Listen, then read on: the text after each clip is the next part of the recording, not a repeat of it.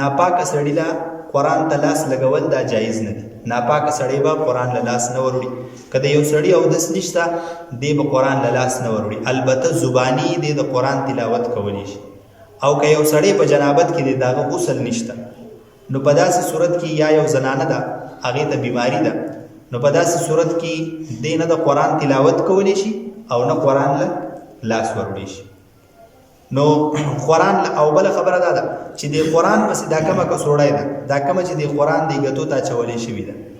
که دا وطن د نو بیا هم د قرآن له لاس نشي وروړي او د دې قرآن د ګتو له هم بیا اودس لاس نشي وروړي ځکه د دې د قرآن سره نسبت دی دا د قرآن سره لګېدلي دي. او چې کومې جامې مونږ اغوستې دي لکه د یو سړي اودس نشته بعضې خلک په لمن باندې قرآن ونیسي راوالي یا په دې نستوڼي باندې ونیسي راوالي نو چې کومې جامې انسان اغوستې دي په دغې جامو باندې قرآن نشي نیوي چې کله ته د ناپاکۍ په حالت کې یا ستا اودس دی او یا د غسل دی. البته که یو جدا رومیال دی یا څادر دی په هغې باندې قرآن نیسي نو نیوي شي. بله مسله نن سبا یو جدید هم راغلي د هغه دا ده چې د خلکو سره په موبایلو کې قرآن په دې موبایلو کې د خلکو سره قرآن موجود نو یو خدا خلک اکثر تپوس کوي چې آیا په موبایل کې تلاوت کولی شو کنه نو په موبایل کې انسان تلاوت کولی شي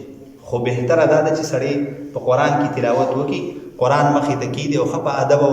په اطمینان سره کېږدي د قرآن تلاوت وکړي. نور په موبایل کې هم د قرآن تلاوت جایز دی په هغې کې چې کوم قرآن دی هغه هم دغه قرآن دی او دغه قرآن چې کله په سکرین باندې کولاوي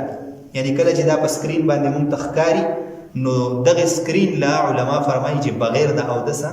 لاس نشي وروړي لکه څنګه چې د قرآن د ګتې له بغیر د اودسه لاس نشي وروړي نو چې کله په دې موبایل کې دا قرآن کولاوي نو بغیر د اودسه یا بغیر د غسل نه ولته لاس نشي وروړي.